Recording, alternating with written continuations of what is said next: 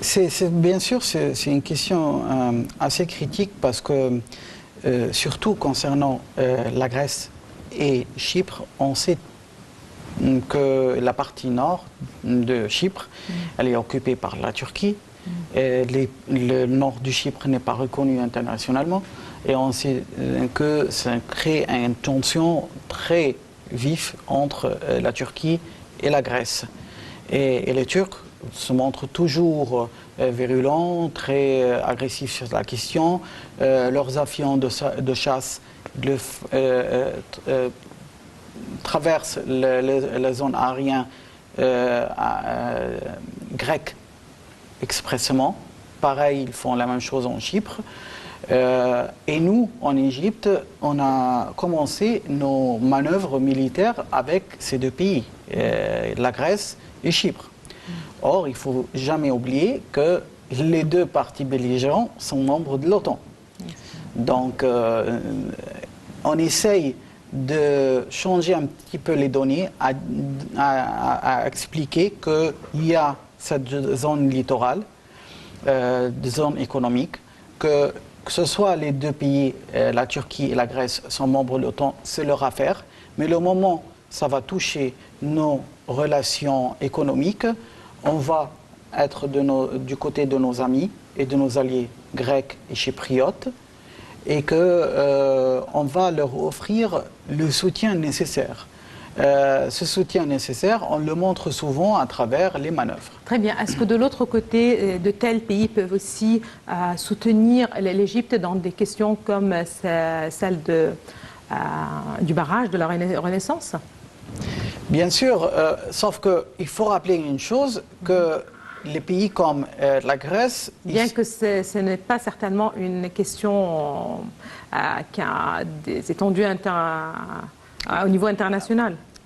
Ce n'est pas le cas, c'est-à-dire que ce ne sont pas des cas similaires. Chypre et Turquie et l'Égypte, certainement, c'est très loin, mais je dis à titre d'exemple. À titre d'exemple, mais il faut rappeler que la Grèce est membre de l'Union européenne, il y a une politique extérieure européenne unie.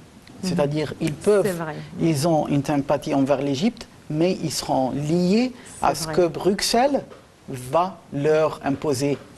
Alors c'est ça ce qui se joue. Pour cela, notre relation avec les Européens, si c'était le cas, on aurait bien évidemment créé des excellentes relations avec certains pays et ça suffit pour nous. Mais on est en train de travailler avec des 27 pays pour qu'on reçoit un consensus le moment où ils vont voter une politique extérieure sur une question comme le barrage de Renaissance. Une question très importante dans les relations entre l'Égypte et l'Union européenne en général,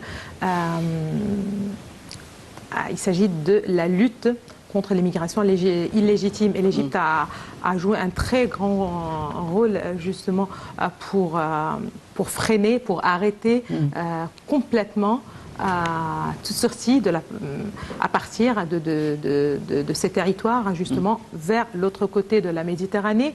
Et certainement ceci a été apprécié par l'autre, par l'Union européenne, si vous le voulez bien. Aujourd'hui, ça reste un des dossiers aussi de coopération très étroite et un dossier très important pour les pays de la région, surtout méditerranéenne, du bassin de la Méditerranée. Au déclenchement de la crise syrienne, on a vu comment la Turquie, le régime d'Erdogan, ils ont utilisé comme du chantage l'affaire de l'immigration clandestine. Il y a eu des crimes organisés qui ont facilité la traversée de ces réfugiés. Ils ont utilisé. La Grèce était la première, la frontière a été dévastée. On a vu aussi qu'il y a des îles grecques qui sont inondées par ces réfugiés jusqu'à maintenant. Alors l'Égypte a joué un rôle primordial à montrer à nos partenaires européens que nos navires et nos forces maritimes sont là pour empêcher ce trafic humain, parce que c'est de l'esclavage après tout. Et ils ont utilisé ces civils innocents, ils les ont mis dans des bateaux juste pour faire la pression sur l'Union européenne. Sinon, il n'y aura pas les milliards qui seront payés. Alors l'Égypte était là on a fait un grand faveur, on a rendu un grand faveur à l'Union européenne à ce moment. L'Italie était très heureuse de voir cela, ainsi que la France. Tous les pays de Méditerranée, ils étaient contents de ce qu'on a fait. Cette coopération va se renforcer de plus en plus, j'espère. Parfait. Donc, c'est très optimiste, il faut le dire. Je vous remercie infiniment, Dr Cherif Amil. Vous êtes professeur de relations internationales. Merci beaucoup d'avoir été parmi nous ce soir. Merci beaucoup pour toutes ces précisions. Merci à vous. Madame, monsieur, merci à vous aussi de nous avoir suivis ce soir. Et excellente fin de soirée à toutes et à tous et à la prochaine.